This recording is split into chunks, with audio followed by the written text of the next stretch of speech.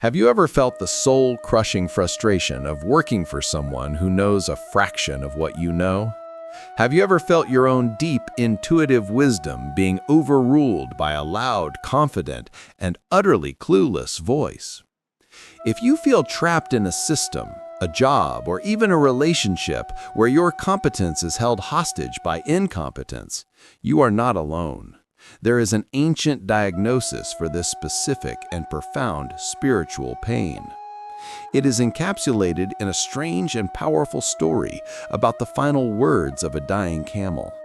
Understanding this story will not only validate your deepest frustrations, it will give you a clear and uncompromising standard for choosing who deserves the sacred trust of your followership. This is an invitation to examine the leaders, the guides, and the role models we choose in our lives. We live in an age of manufactured influence. Confidence is mistaken for competence, charisma for character. We are bombarded by self-proclaimed gurus, algorithmically promoted experts, and leaders who have mastered the art of appearance over the substance of reality. In this deafening noise, it has become incredibly difficult to know who is a true guide and who is just a well-marketed fool. The Sufi sages, as masters of spiritual psychology, were acutely aware of this danger. They knew that the most critical decision a person can make is who or what they allow to hold the reins of their life. Their teachings on this subject are not gentle platitudes. They are sharp diagnostic tools designed to protect the soul from its most common and devastating mistake. The story we are about to explore is one such tool. It is a mirror that reveals a truth we often feel but cannot articulate, that the greatest of all worldly sufferings is not being overworked, but being underled. A man had spent his entire life as a merchant, his fortunes carried on the back of a single loyal camel. For long years the camel had served him, crossing deserts and mountains, bearing immense loads with a quiet, uncomplaining strength. Now the camel was old. Its long journey was coming to an end. Lying on the ground, taking its final breaths, the camel whispered to the other animals, "Call my master. I must speak with him before I die. We must settle our accounts." The master, when told of this, scoffed. "Settle our accounts? What debt could I possibly owe a camel?" But curiosity gnawed at him, and he went to the side of his dying, lifelong companion. "You wish to speak with me?" the man asked, a hint of impatience. The camel looked at him with ancient, weary eyes. "Master," it said, its voice a dry rasp, "do not be so dismissive. We have a lifetime of accounts to settle, but do not worry, I intend to forgive you. Firstly, my carrying capacity was known to you, yet you consistently loaded me with twice that weight, straining my back to the breaking point. For this, I forgive you. Secondly, I needed 10 kilos of feed to sustain my strength for the journeys you demanded, yet you always gave me 8, keeping the rest for yourself. For this hunger, I also forgive you.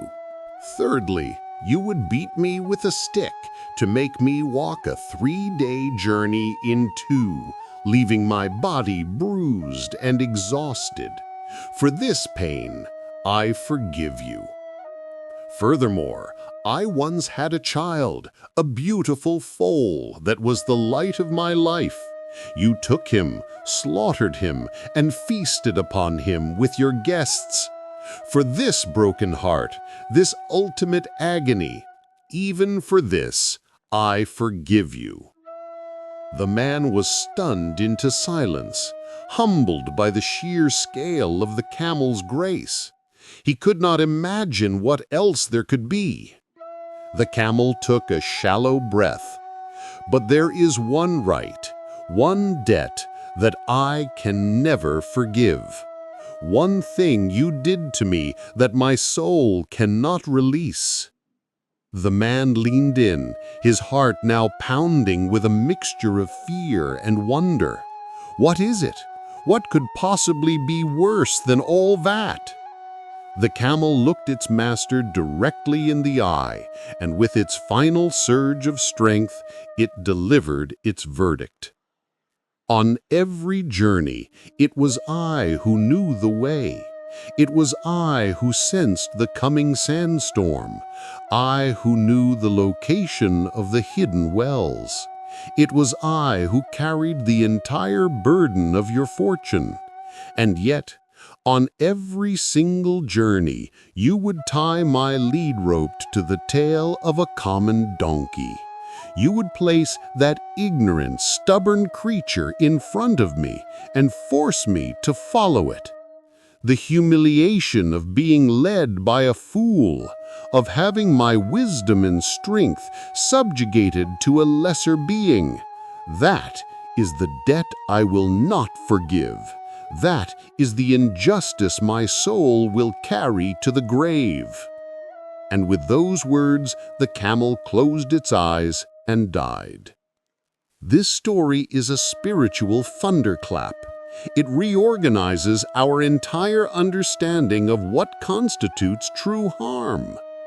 The camel, a symbol of the patient, wise, and burdened soul, can endure physical hardship, deprivation, and even devastating emotional loss. But the one thing it cannot endure is the inversion of the natural, sacred order, the tyranny of the incompetent. This is not just a story about bad management in a caravan. It is a profound metaphor for the soul. The camel within each of us represents our deep, intuitive wisdom, our innate competence, our God-given strengths. It is the part of us that knows the way. The donkey represents the ego, the lower self, with its stubbornness, its short-sightedness, and its loud, confident ignorance. Or in the external world, it represents the unqualified leader, the shallow influencer, the charismatic but empty role model. The master represents our own power of choice, the part of us that decides who or what holds the reins. The greatest tragedy, the unforgivable spiritual sin we can commit against ourselves, is to tie the rope of our wise, all-knowing soul to the tail of a donkey. We see this tragedy play out everywhere in our modern world. The source text applies it with surgical precision to the realm of society and work.